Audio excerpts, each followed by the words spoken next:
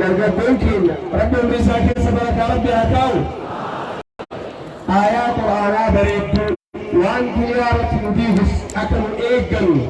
وانا أخواتي يلوك نيسوس أكنوا إيقن أري ربي مساكين سبرك بركة عمل الله أكبر الله أكبر كتيان سودان شين كينا عالم كينا برتا منمري إما إسلاما ودين الربابورا كنتان شيطاهر خليل بركة الفني دعائي سجنتان كن جمتشون إيجالني أكا جمتشون عن راوتن دعائي سمي شيطاهر خليل الله أكبر الله أكبر الله أكبر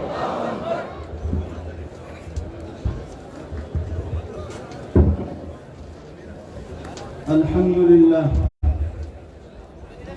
الحمد لله يقول الله تبارك وتعالى ادعوني استجب لكم الآية الله عليه وسلم يقول الدعاء هو العبادة أبولي الإسلام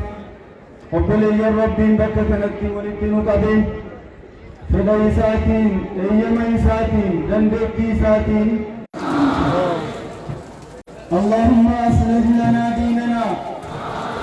الذي هو عصمة أمرنا لنا دنيانا التي فيها معاشنا وأصلح لنا آخرتنا التي فيها معادنا واجعل الحياة زيادة لنا في كل خير أنت وليها ومولاها اللهم هبب إلينا اللهم هبب إلينا الإيمان وزينه في قلوبنا وكره إلينا الكفر والفسوق والعصيان واجعلنا من الراشدين اللهم إنا نسألك بنا إلى طاعتك ربنا لا تزغ قلوبنا بعد إذ هديتنا وهب لنا من لدنك رحمة إنك أنت الوهاب اللهم أصلح شباب المسلمين اللهم أصلح شباب المسلمين واجعلهم هداة مهتدين لا ضالين ولا مضلين اللهم وفقهم لطاعتك وجنبهم أسباب سخطك والنهي عن المنكر والنهي عن المنكر واجعلهم ذكرا للإسلام والمسلمين اللهم أصلح ولاة أمورنا اللهم أصلح ولاة أمور المسلمين وارزقهم البطانة الصالحة الناصرة التي تدلهم على الخير وتعينهم عليه واصرفهم اللهم انصر دينك وكتابك وسنة نبيك محمد صلى الله عليه وسلم وعبادك الموحدين وعبادك الموحدين اللهم إنا نسألك بأنك أنت الله لا إله إلا أنت الأحد الصمد الفرد الذي لم يلد ولم يولد ولم يكن له كفوا أحد أن تجعل اجتماعنا وهذا اجتماعا مرحوما هذا اجتماعا مرحوما وتفرقنا بعده تفرقا معصوما ولا تجعل فينا ولا معنا شقيا ولا محروما اللهم انصر من نصر الدين اللهم انصر من نصر الدين اللهم انصر الاسلام ورد كيده في ناره واجعل تدبيره تدبيرا عليه يا رب العالمين اللهم انا نسالك رضاك والجنه ونعوذ بك من النار اللهم انا نسالك من الخير كله عاجله واجله ما علمنا منه وما لم نعلم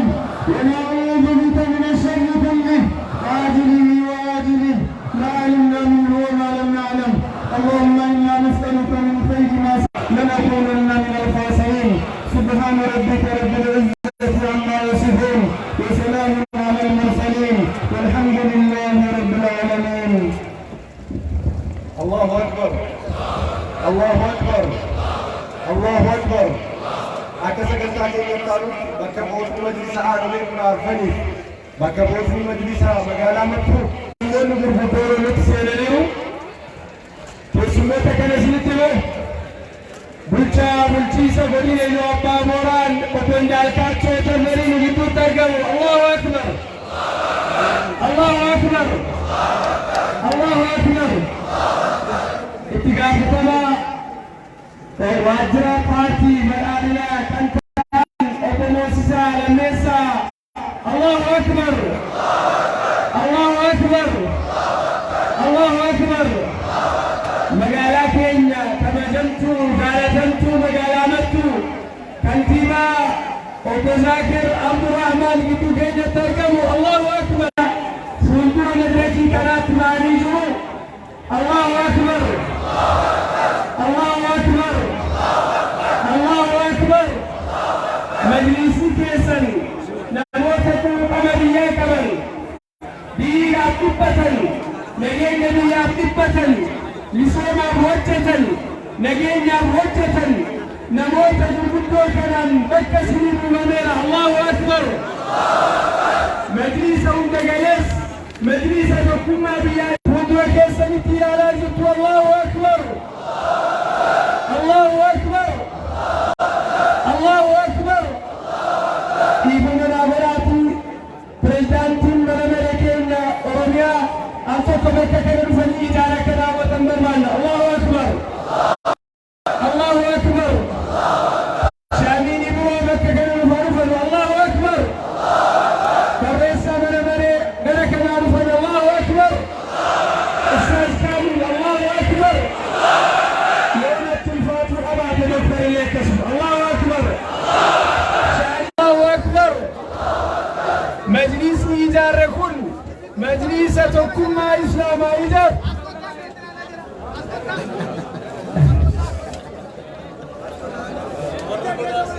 ما شاء الله السلام أسير كان يقول بنشي سوني بفوكا وفوكا وفندرة كده تنبين دايكاتي بواسسة أكشف وبذاكر بركنا مفتى الله أكبر الله أكبر الله أكبر مقال أمتو الله أكبر زيد ما ديمان أنا علي الله أكبر أنا نونو الله أكبر أنا هنو الله أكبر مجلس مكبوني مجلس أنا كيف نمرنا مكبوني مجلس كورينا يوفامو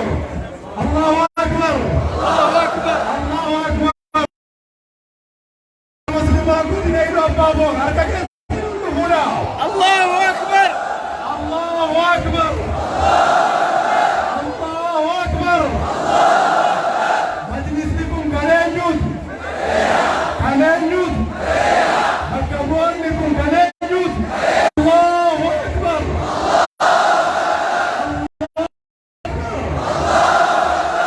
الله أكبر الله أكبر الله أكبر هي تدل كده صوت عنيك المزمتة مكبوتة جيسا أركانو جيسا أركانو جيسا الله أكبر الله أكبر ما شاء الله بك تودع رب خير الله أكبر بك يهتم بك جلسة تودع يا شيران سبنتان كينا إرقا بغير غالبتني في إبسكاني سبنتان كنا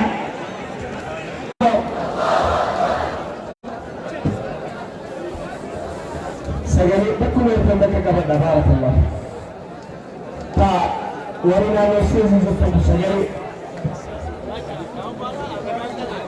سجل أما سجل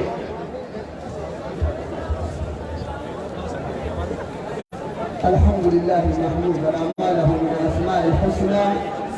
والصفات العظيمة الكاملة العليا وعلى والأخرى وأصلي وأسلم على نبينا محمد أجمع الخلق في كل وصف الحميد وخلق الرشيد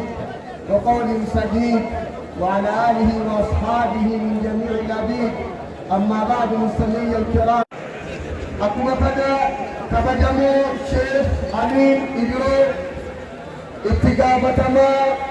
دعواتي برنوت إسلام إثيوبيا. أكما كذا كبجمو شيخ عبد الحميد أحمد دربوا يوكين اتقافتما إثيوبيا. أكما كذا كبجمو شيخ جمال موسى جيلو durata mana marii musliimoota naannoo Oromiyaa. Akkuma kana kabajamoo Sheekh Misbah Abdurrahmaan barreessaa mana marii musliimoota Sheekh Hamzaa Muhammad Nuur abbaa keenya Sheekh Hamzaa Muhammad Nuur koree miseensa koree fatwaa Itiyoophiyaatii fi majlisa godina Jimmaarraa kan dhufanii jiranuu fi waayiloowwan isaanii obboleessa sheeka keenya Sheikh Salih Abdul. Akkuma kana obbo Moosisaa Lammeessaa itti gaafatamaa paartii badhaadhina godina Iluu Abbaa Boor. Akkuma kana warreen itti kabajamoota abbootii amantiitii fi abbootii gadaa asitti affeeramtanii jirtan. Akkuma kana majlisoonni hooggantoonni majlisoota Jimmaatii fi naannoo Gambeellaarraa dhuftanii jirtan hundi ulamaa'ota kabajamoo fi duddu'aatota gurguddaa godina Iluu Abbaa Boorii. Akkuma kana musliimoota hunda miseensota muslimaa taatan dhiiraaf dubartoota kaayoon sagantaa keenya har'aadhaa yookaan kaayoon daawaaf du'aa jennee har'a qabannee asitti isinii dhiyaanne kun tokkoffaan musliimoota godina kanaadhaa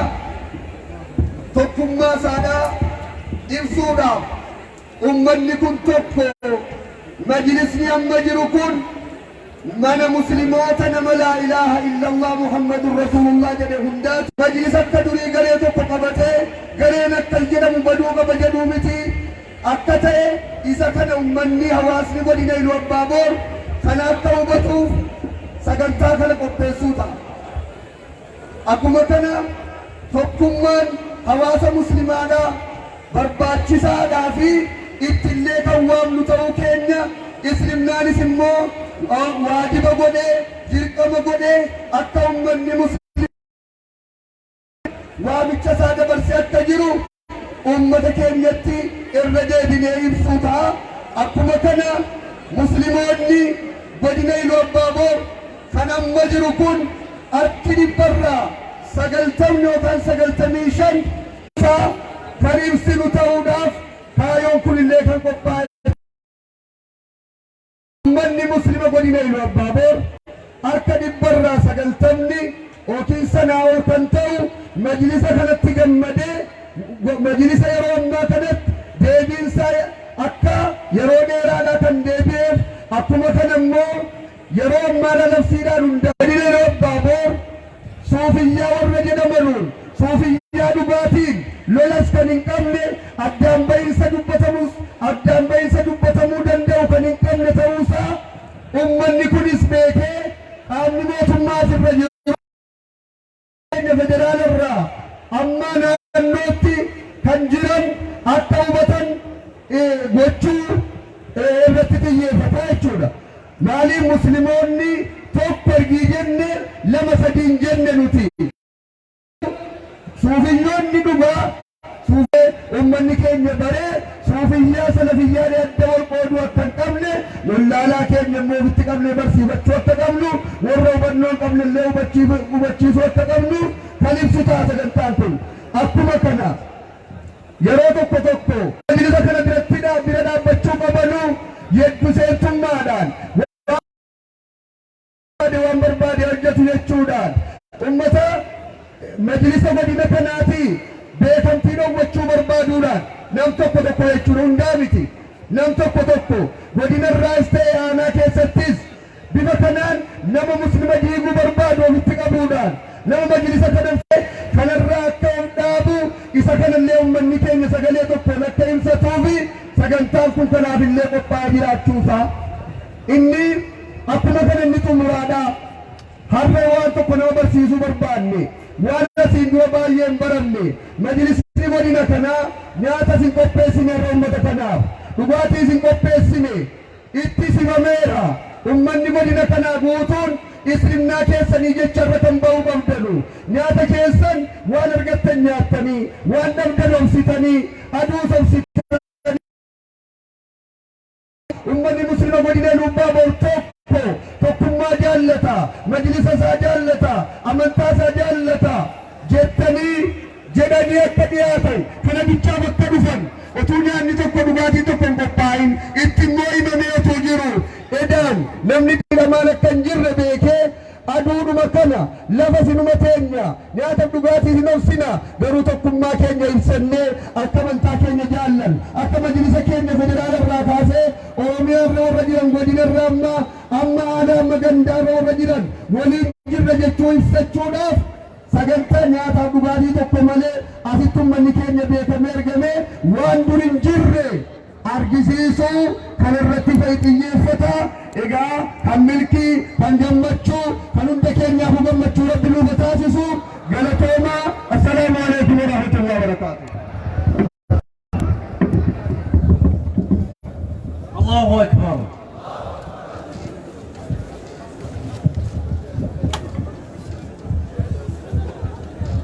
الله أكبر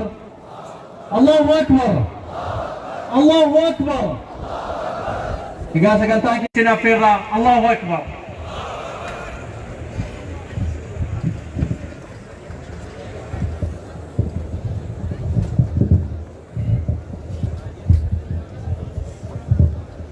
السلام عليكم ورحمة الله وبركاته.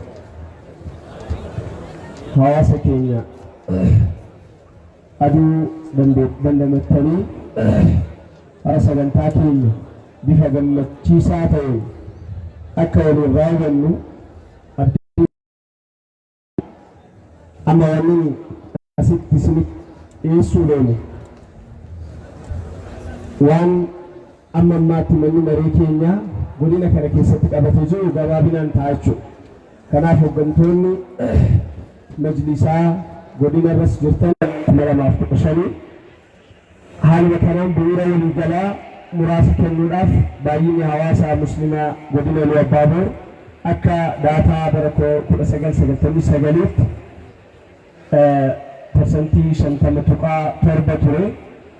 kana jechuun waggaa 15 dura jechuudha. Har'a almost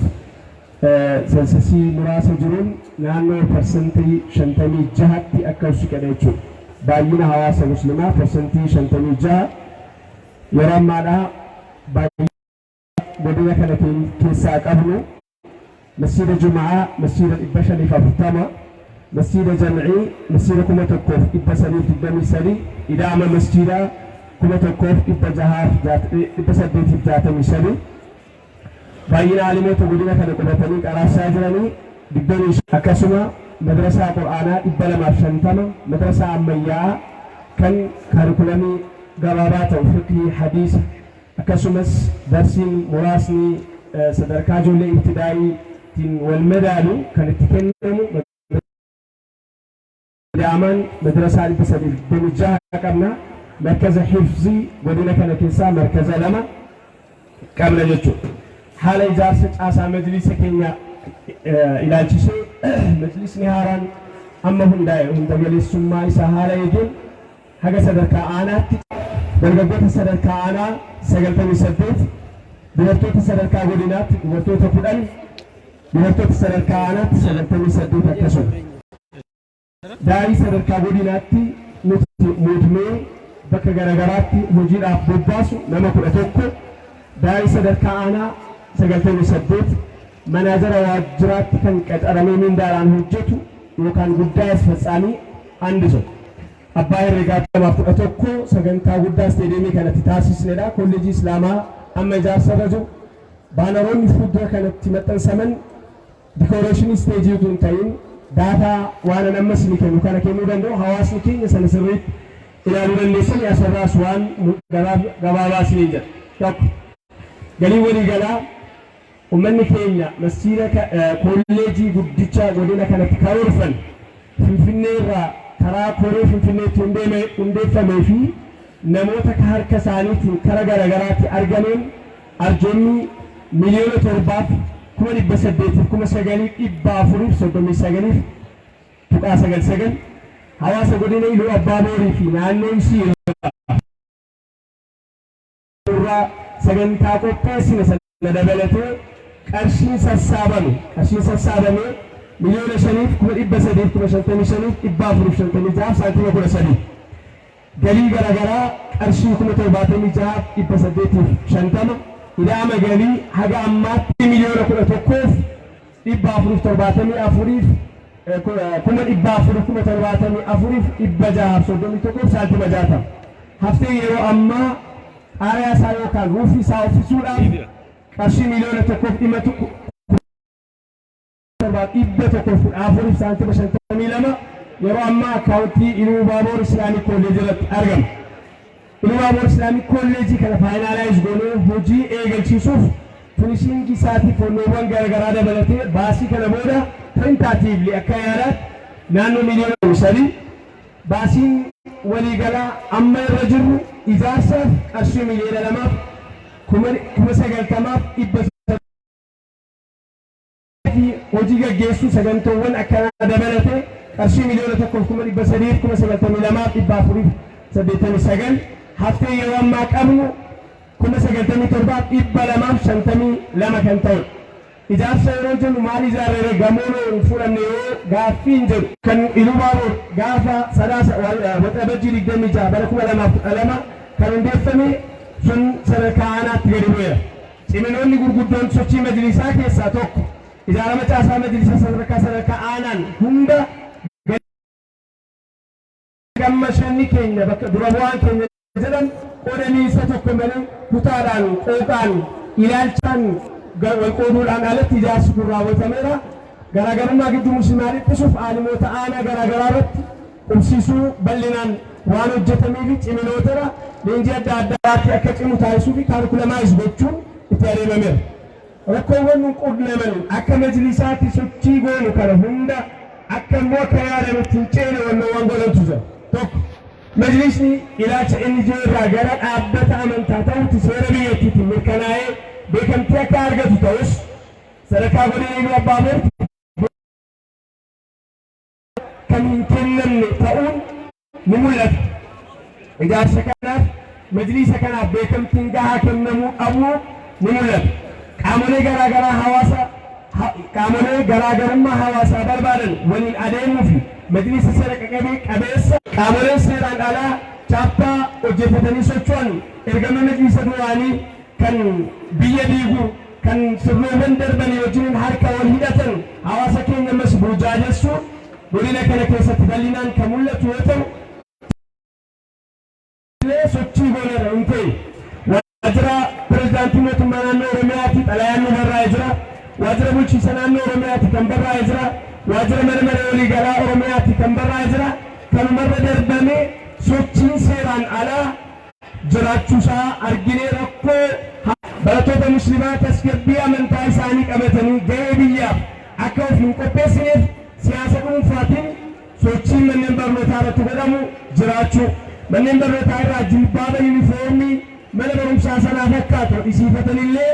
ittiin hin seentanu jechuudhaan barattoota ari'uun barnoota irraa akka harca'an taasisuu haaluma kanaan qabataman fakkeenyaaf Yaayyoo keessatti yeroo ammaa kana mana barumsaa sadarkaa lammaffaa Yamboo sadarkaa lammaffaa Somboo sadarkaa tokkoffaa Yamboo sadarkaa tokkoffaa Somboo irratti sababa uffannaatiin dhorkamanii jiru. Barattoonni 11 adabbii waggaa tokko haga 2 gaaffii mirgaa kana jeequmsa mana barnootaatti kaastan jechuudhaan siyaasatti jijjiiruudhaan namootumti harka mana mootummaa keessaa hojjetan shira kana xaxuudhaan barattoota 11 mana buusuu burjaajessuu ni mul'ata. Kana yeroo jennu aanoleettis ta'ee bakkeewwan garaagaraatti signaalii dhiibbaa mul'atanii jiru. Barattoota yeroo boqonnaa isaanii fayyadaman salaata akka salaanneef mooraa cufanii gadi hin baatu. Mooraa keessatti hin salaattu jechuudhaan barataan immoo amantaa irraa bilisa ta'uu hin danda'u. Sekularizim jechuun amantaa irraa qulqulluu ta'e jechuu deemtanii sekularizim jechuun amantaa mana barnootaa keessa geessee exercise godhin jechuudha malee amantaa keetti bilisa ta'e jechuudha.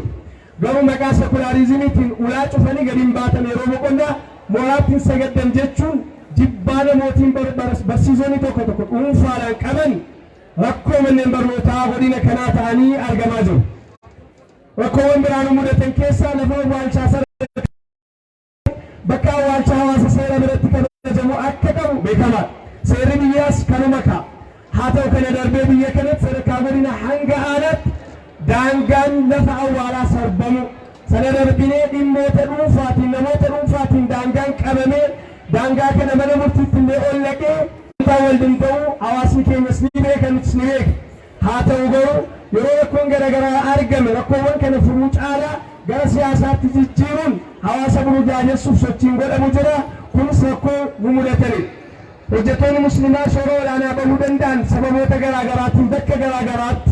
gaggeessummaa irraa ni cunqurfamu, waajjira ni baafamu, hooggansa irraas ni kaafamu, qabatamaa irra jira. Modaba sadarkaan jiranis ilaalchisee yoo bakka eega parsantaa 56 hawaasni taa'umsa kanaa qabaachuu qabu. Bakka bu'iinsa taa'umsa ummata hawaasa parsantaa 56 jedhame kana qabaachuutu qabnu. Kun caasaaleen aanaa fi godinaa akka ammallee irra deebi'ee ilaalamu sakattaamu ammas gaaffiidha jechuudha. Akkaataa baay'ina keenyaatiin hirmaachummaan keenya magaalaa kanaas namoota garaagaraa dabalannee guyyaa 2-3 dura daawwanneetiin jirra. Ijaarsi investimentiidhaaf bakka bu'iinsaan akka ijaaramu ajajamee bifa kanaan bareedee ijaarame hin jiru jedhanii ragaa ba'aniitiin jiran. Allahu akbar.